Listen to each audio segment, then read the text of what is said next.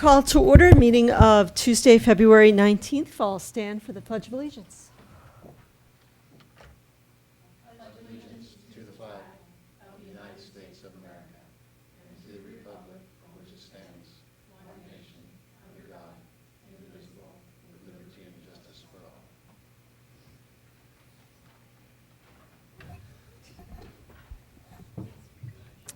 Do we have a Spanish translation? We do. Yes, we do. We have Alma Flores. Alma, please introduce yourself. Buenas tardes, mi nombre es Alma Flores y si necesita los servicios de un intérprete estoy disponible. We also have headsets for the hearing impaired if anyone needs it. Public comment. We do have public comment from Brian Tangway.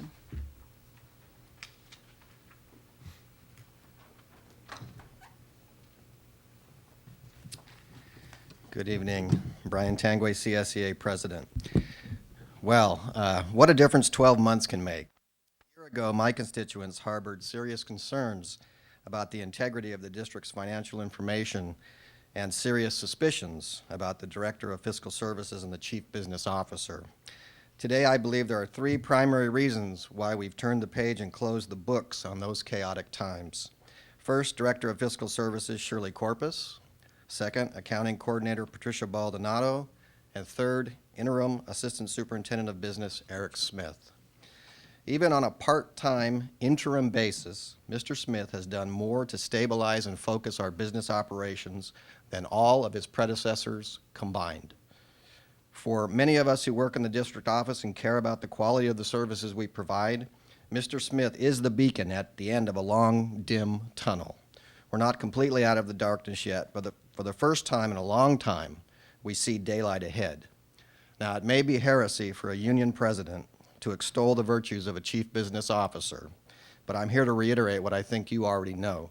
Mr. Smith is a remarkably astute financial manager. So today, the landscape is very different than it was a year ago. Today, we face a challenge imposed upon us by a state budget in distress and an economy headed for a tailspin. And the challenge is as clear as it is daunting, aligning revenues and expenditures without completely eroding our ability to deliver quality education to our students. As a classified employee, my definition of quality education includes clean and sanitary restrooms, safe school buildings and grounds, healthy food in our cafeterias, good business operations, and reliable technology. My leadership team understands that in the days and months ahead, sacrifices will be asked of everyone, management, certificated, and classified. External circumstances demand that we challenge our assumptions, ask and answer difficult questions, and make hard and no doubt unpopular decisions. Classified employees alone can't solve the district's budget crisis, but we can and we will do our part. And I want you to know that we're not waiting. We've already begun exploring options with the district. As Mr. Smith told you on February the 12th, turning our financial fortunes around won't be quick or easy, and it cannot be done without leadership and courage on the part of the board, the district administration, and the employee associations. As we move forward together, let us be tough-minded but also open-minded. Let us balance short-term gain and long-term cost. And most of all, let us work in a spirit of cooperation and collaboration, directing our collective energy and creativity to meet the challenges presented to us by the state budget, rather than dissipating that energy and creativity, sparring with each other. Thank you. Thank you. Appreciate your comments. We're on to the action agenda tonight, proposed district office restructuring and approval of deputy superintendent position. Good. Let me talk about where we've been and talk about what opportunities I think we are presented with at this point. As the board knows, and we announced to the public, we've concluded our unsuccessful search for an assistant superintendent for business services. We were told by a number of organizations before we went into that search that we weren't offering enough, that there were very few people out there. We went through the full 3-month process. and we've decided to discontinue that process. We're being told by the same organizations, by FCMAT and Fiscal Crisis Management Assistance Team, School Services of California, and the County Education Office, that the pool is very limited and that we're not offering enough money. By my estimation, if we were to offer the $160,000 people are telling us that we should offer, and if we went to a search firm at another $20,000, we'd be spending some $180,000 for that position. But the most important part of that, I think, is that I don't think we can wait another 3 months to find a competent person. Each of these organizations, each of the three, is also very familiar with our work with Eric Smith, with our interim assistant superintendent. Eric's been a deputy superintendent in other districts, and he has a stellar reputation. Coupled with this process is something else that has just recently happened, and that's that Paul Turnbull, our assistant superintendent for secondary education, has announced his departure. As you know, he's going to Santa Ynez as the superintendent in the Santa Ynez High School District. With Paul's departure, knowing that we're facing tough budget times, I don't see that we can replace his position. My intention at this point in time is to use that as an opportunity to restructure district office, probably assume some of the responsibilities of his position myself, perhaps bring forward a proposal to increase the responsibilities for Robin Sawaski, who's currently our assistant superintendent. I'd like some time to think that through, but I think it's reasonable to announce right now that I don't intend to fill that position, that I'd like to go through a restructuring process instead. And the one thing that does right now is to free up some resources in the future that we could put toward a deputy superintendent position. As I said before, I think that we need someone in this role in fiscal services very soon, and I would like to reestablish a deputy superintendent. We used to have a deputy superintendent, although Debbie Flores was actually the deputy superintendent for educational services.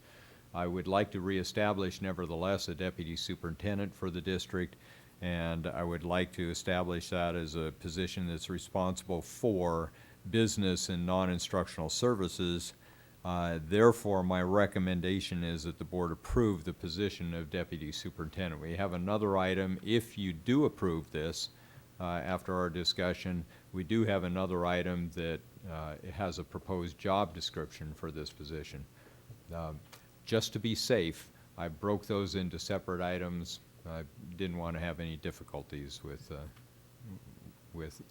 agendizing those.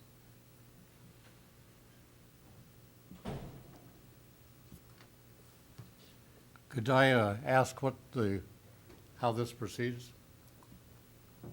How this proceeds? Yeah, I mean, so if there's a approval of a new position, then what? If there's an approval of a new position, and if we can agree upon an appropriate job description for that position, then I would ask the board to appoint me as a negotiator to go into negotiations for that position. You wouldn't have to advertise the position? No. Sounds to me like my understanding is different than that. Well, I have, I can get a hold of Craig Price. We can get him on the phone if you'd like. Well, I'd like to understand that because I thought that positions had to be advertised. No. In fact, I could, if we had a high school principal that announced his retirement, I could come to you directly and say I would like to appoint a certain person to that role. Now, we do advertise for association members because it's very important that anyone in the association have the opportunity to fill a role. So if we have a teaching position, for example, or if we have a custodial position, we do advertise that out of fairness, and that's part of our contract with our unions as well, out of fairness to people who could possibly fill those roles. So the procedure then would be, assuming that you're correct, and Mrs. Parker's correct, who is nodding an affirmation, that we would create the position and then fill it with Mr. Smith tonight? No, I would have to get your appointment as a negotiator. I would have to meet with the board about what the board would be willing to offer. I would then have to go into negotiations with Mr. Smith, and I'd come back to you at either a special meeting or at our next board meeting next Tuesday night and talk to you about whether I was successful or not. See, what I find troubling is and maybe you can assuage my concerns. We advertised the position, and simultaneously while we were advertising it, you were talking about hiring Mr. Smith, okay? And then we interviewed people and decided that no one fulfilled the requirements for the position, in which case we come back and say, okay, now we're going to increase the salary, increase the position, and appoint someone that we were considering that we really wanted as our first choice all along, which makes the whole, it just puts a cloud over that process we went through. What's the cloud? Explain that. Well, it looks like the process was disingenuous, that we had someone already all along that we preferred, and that we were willing to pay him more money. Why would you suspect that? Well, I mean, do. We went through a process. We opened the position. We advertised it statewide. We went through all the applications. You were part of the interview Yeah. team. Well, I want, if I thought I could get a motion, a second for a motion, I would like to move to reconsider that decision in closed session last week, because we've got new information that has bearing on that, and it wasn't considered till last week. And, maybe I'll just make the motion. I'd like to move to reconsider the decision that was made in closed session to close the recruitment process. Well, that's up to the board. That's why The vote was reported out. I mean, I'm not sure that, and the outcome of it was reported out. I'm not sure that that's really the issue at this point. I mean, the discussion took place in closed session, but the outcome and the vote was reported out. So I'm not sure anything big is at stake here. We're talking about process. We're not Yeah. talking about an individual when we made that vote. Right, right. It's So just I whether we don't- can have a discussion, whatever he has to talk about. Well, how the can information, we vote the without- information is certainly closed session information. Right, and we can't go to closed session right now because it's not agendized, so I'm not sure that, Well, first it needs a second.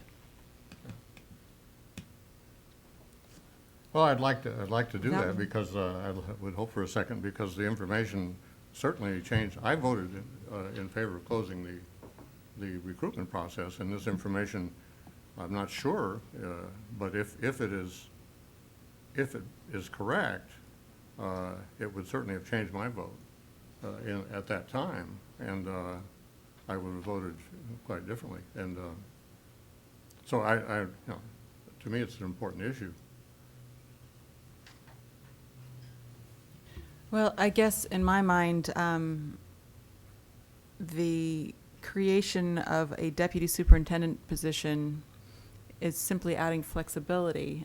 And obviously we have an excellent candidate here that would be wonderful if you were able to negotiate to have that person take the job. But if it doesn't work out, it simply is it's a negotiated salary, so it's created more flexibility and options for the district in terms of whoever does. I'm not debating that. Yeah. I mean, no. So- I mean, I think Mr. Smith is terrific. Okay, and I think he brings stability. I agree with every word Brian Tangway said, maybe except the last three. That's not the issue. And I can't tell you what I would like to tell you in closed session, but I can't tell you right now. I think we're stuck. So let's just talk about what's on the agenda here.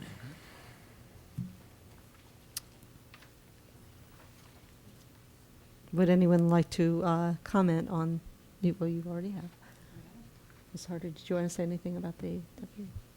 About The deputy No, superintendent? no. Suffice to say, I think that the members of the public, know exactly what's going on. I don't think that it was any secret that the pool of applicants was relatively small. I think it's generally acknowledged that there aren't a lot of applicants out there. I'm just repeating what the superintendent said. I don't see any hindrance in moving forward. I'm happy to move forward with the items that we have in front of us tonight, and then as before the superintendent actually engages in any negotiation, presumably, engages in any alleged negotiation with Mr.